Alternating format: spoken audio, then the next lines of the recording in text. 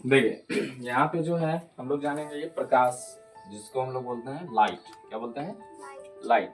अब ये लाइट क्या होता है, तो हम जब ध्वनि पढ़ाए थे तो ध्वनि भी बताए थे कि ये ऊर्जा का रूप होता है। जब हम और भी सारा चीज बताए थे तो अल्बर्ट आइंस्टीन का कहना है, जो साइंटिस्ट बने बड़े होकर के, है ना, तो वो बताएं कि सारा चीज दुनिया का क्या है, एक ऊर्जा है। क्या है?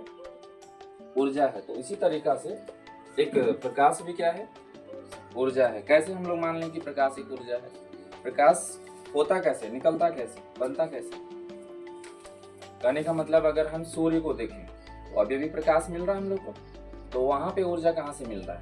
तो आप लोग क्लास 10 में जाइएगा तो हाइड्रोजन और हीलियम जो है क्या करता है, अभिक्रिया करके नाभिकीय संलयन और नाभिकीय विखंडन। तो सूर्य में होता है नाभिकीय संलयन, है ना, ये दोनों मिल करके ऐसा ऊर्जा बनाता है जो पूरा सूर्य को लाइट देता है। तो मैं ये नाभिकीय संलयन पढ़ना है क्लास 10 में आपको।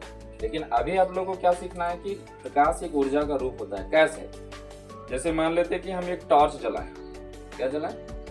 टॉर्च जलाएं, और टॉर्च जला करके सीधा हम देखें तो वो टॉर्च जल कहाँ से रहा है, तो एक बैटरी से, सेल से जल रहा है। अब बैटरी से हम देख रहे हैं तो बैटरी क्या चीज है, एक ऊर्जा का ही रूप है? तो उस तरीका से लाइट मेरा कहाँ से आया। अब दूसरा चीज हम यहाँ जलाए हुए हैं कैंडल, ठीक है। हम बताएं कि दुनिया का कोई भी चीज एनर्जी का रूप है, हम भी हैं, ये भी है, कोई भी चीज एनर्जी का रूप है। तो ये कैंडल जो जल रहा है उसके बाद जो जलने का प्रकाश निकल रहा है, तो वो कहाँ से जल रहा है? कैंडल से जल रहा है, मोमबत्ती से जल रहा है।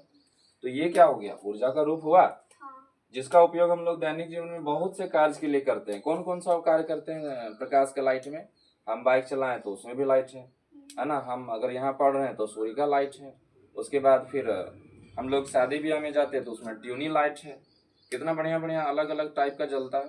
तो ये एक ऊर्जा का रूप हो गया। आगे चलते हैं तो हम लोग समझे कि प्रकाश जो है कैसा रेखा में गति करता है। तो एक सरल रेखा में गति करता है, मतलब एकदम सीधा। सरल मतलब सीधा, ये टेढ़ा मेढ़ा जो है जाएगा नहीं। अब कैसे हम लोग मान लें कि सीधा ही गति करेगा वो, है ना।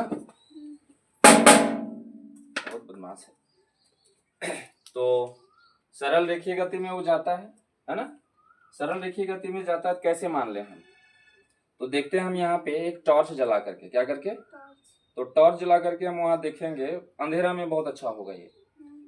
हाँ, टॉर्च जला के देखेंगे तो पता चलेगा ये सीधा जा रहा है या इधर जा रहा है या उधर जा रहा है ना। उसके बाद हम देखेंगे एक मोमबत्ती जला करके और एक पाइप जैसा लेकर के इसको खोल देंगे तो पाइप ही बन जाएगा। मोमबत्ती जला लेंगे और ऐसे देखेंगे तो पता चलेगा क्या कि एकदम सीधा ही निकल रहा है। क्या निकल रहा है? तो इससे पता चल गया कि प्रकाश जो है एकदम सीधा रेखा में ही गमन करता है। क्लास 10 में आइए तो वहां पता चलेगा प्रकाश का स्पीड कितना होता है। पता है? प्रकाश का जो स्पीड होता है वो होता है 3 × 10⁸ मीटर पर सेकेंड। 3 × 10⁸ मीटर पर सेकेंड, ये होता है आपका प्रकाश का चाल होता है, स्पीड ऑफ लाइट। अब इतना जोर से चलता है तभी जो है सूर्य का लाइट पृथ्वी पर आने में कितना मिनट लगता है? 8 मिनट लगता है। अब सोच लो कितना दूरी है और 8 मिनट लगता है, कितना स्पीड से आता है वो। बात समझ में आ गया? इसीलिए कल हम जो क्वेश्चन पूछे थे कि बिजली कड़कता है और प्रकाश भी चमकता है, तो सबसे पहले प्रकाश का लाइट क्यों दिखाई देता है और बाद में बिजली का कड़कड़ाहट क्यों सुनाई देता है? तो इसका यही कारण है कि जो प्रकाश का चाल है वो है 3 × 10⁸ मीटर पर सेकेंड, एंड ध्वनि का जो चाल है 332 मीटर पर सेकेंड। तो सबसे पहले कौन पहुंचेगा? ये ना, और बाद में कौन पहुंचेगा? इसलिए हम लोग देखते हैं कि यहाँ पे लाइट पहले दिखता है, यानी चमकता पहले है और गरजता, लेकिन दोनों का काम एक ही साथ होता है। ये भी एक साथ, ये भी एक साथ निकलता है, ध्वनि भी एक साथ और प्रकाश भी एक साथ, लेकिन पहले प्रकाश और बाद में। क्यों? क्योंकि ये जो है स्पीड ज्यादा है और ये जो है इसका स्पीड कम है। बात समझ में आ गई? आगे चलते हैं हम लोग कि एक वस्तु है जिसको हम लोग बोलते हैं बिंब, साइंस की भाषा में। तो वस्तु को ही हम लोग बोलते हैं बिंब। अब ये बिंब होता क्या है? बिंब हम लोग बोलते हैं ऑब्जेक्ट को, वस्तु को, कोई भी चीज है तो ये बिंब हो गया साइंस की भाषा में, प्रकाश चैप्टर में। अब आता है प्रतिबिंब। क्या होता है? मान ले वहां आईना है और इसको हम यहाँ से दिखा, आईना को हम लोग मिरर बोलते हैं, दर्पण, तो वो भी दिखाएगा एक और वहां पे। या फिर एक आपके बुक में दिया हुआ है कि एक शेर है और खरगोश वाला कहानी, कि शेर जो है बोल देता है कि रोज हमको चाहिए खाना, और खरगोश क्या करता है कि उसको कुआं तक ले जाता है। कहानी सुने? तो वो जो है शेर क्या दिखता है, अपने ही रूप का एक दिखता है। तो शेर जो हो गया बिंब हो गया, शेर क्या हो गया, और शेर जो अपने अंदर देख रहा है कुआं में वो क्या हो गया, प्रतिबिंब, जिसको अंग्रेजी में इमेज बोलेंगे। बात समझ में आ गई। आगे चलते हैं हम लोग, प्रकाश का परावर्तन किसे बोलेंगे। तो आप लोग चिकना सतह को देखे हैं कभी, या मिरर को देखे हैं। क्वेश्चन ये है कि आप लोग देखे होंगे एम्बुलेंस, कौन कौन देखे हैं, थोड़ा कीजिए। एम्बुलेंस में क्या लिखा रहता है, सीधा लिखा रहता है एम्बुलेंस की उल्टा लिखा रहता है, उल्टा लिखा रहता है। क्यों, थोड़ा जल्दी जल्दी आंसर दीजिएगा, जो भी जान रहे सही गलत। एम्बुलेंस उल्टा क्यों लिखा रहता है, जबकि सबसे अगर खतरनाक गाड़ी बोला है, खतरनाक क्यों, क्योंकि वहां पे मरीज रहते हैं और ऐसे मरीज जो सीरियस होते हैं, लेकिन फिर भी उसका नाम उल्टा लिख दिया जा रहा है। क्यों, क्योंकि मिरर में सीधा दिखता है। कौन सा मिरर में, तो सीधा आपको बताना है। जो गाड़ी वाला वाहन वाला जो मिरर होता है वो कौन सा मिरर होता है, कॉन्वेक्स, उत्तल। कौन सा, और उत्तल में हमेशा, इसलिए इसका भी प्रयोग क्यों किया जाता है उत्तल दर्पण का, ये भी कहानी है कि उसमें जो इमेज बनता है वो छोटा बनता है। क्या बनता है, और सारा चीज दिखाई देता है, और वहां दूर रहे या कुछ रहे उससे मतलब उसको नहीं है। बात समझ में आ गया। तो यहाँ पे सिर्फ और सिर्फ क्वेश्चन ये है कि आपका एम्बुलेंस उल्टा क्यों लिखा रहता है। ये इसलिए क्योंकि जो वाहन का मिरर होता है, कौन सा रे, वाहन का मिरर होता है वो क्या होता है, कॉन्वेक्स होता है। क्या होता है, और कॉन्वेक्स जो होता है हमेशा ये उल्टे बनाता है। क्या बनाता है, उल्टा बनाता है इमेज। क्या बनाता है, उल्टा बनाता है। तो जैसे देख लो, ये एम्बुलेंस अगर हम सीधा लिख दें, कैसे, ऐसे, तो जो मिरर में दिखेगा वो ऐसे दिखेगा। समझ में आया। तो आदमी लोग दिमाग लगाया कि इसमें जो है डॉक्टर झटका बैठल है साथ में ना। हाँ, अगर कोई देखेगा उल्टा है तो उसको मिरर लाना पड़ेगा। नहीं, वो तो खुद ही समझ जाएगा कि एम्बुलेंस है। एम्बुलेंस का पूरा ये बनावट रहता है। एक मेरा दोस्त है रंजय, वो उसी में काम करता है ना।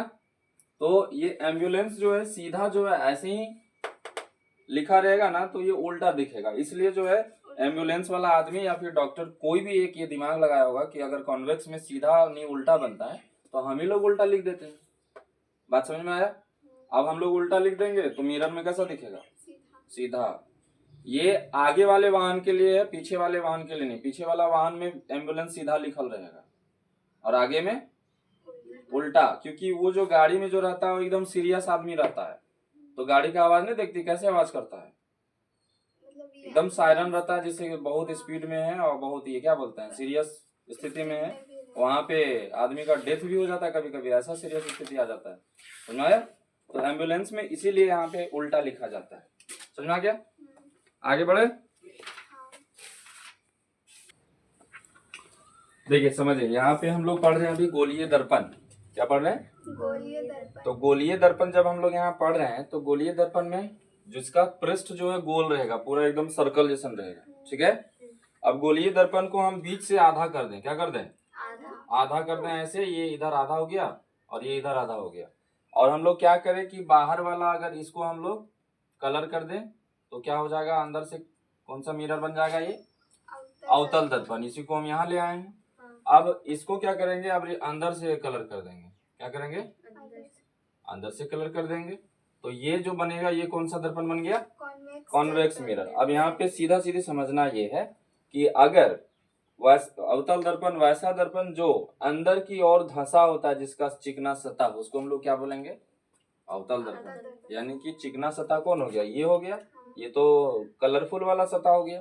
तो चिकना सतह जो अंदर की ओर धंसा रहेगा उसको क्या बोलेंगे, अवतल दर्पण। और जो चिकना सतह ऊपर की ओर जो है उठा रहेगा उसको क्या बोलेंगे, उत्तल दर्पण या कॉन्वेक्स मिरर। ये हाथ तुम लोग ऐसे करो तो यहाँ पे देखो, इधर से चिकना रहेगा तो ये क्या हो गया, कॉन्केव हो गया। ये वाला इधर चिकना रहेगा तो कॉन्केव हो गया, और इधर से कलर रहेगा।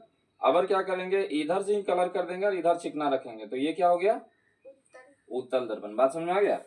आगे बढ़े, एक क्वेश्चन लिख लो। तो ये क्लास 10 में पढ़ना है, थोड़ा थोड़ा तो समझ ही सकते हैं आप लोग। लिखिए, उत्तल दर्पण को अभिसारित और अवतल दर्पण को उल्टा हो गया। अवतल दर्पण को अभिसारित और उत्तल दर्पण को अपसारित दर्पण क्यों कहते हैं,